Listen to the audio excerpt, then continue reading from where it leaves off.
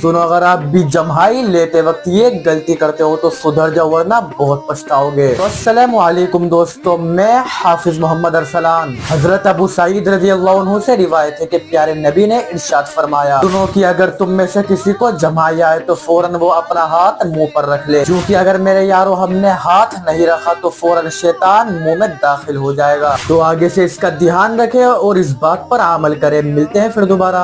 अस्सलामु अलैकुम वरहमतुल्लाह।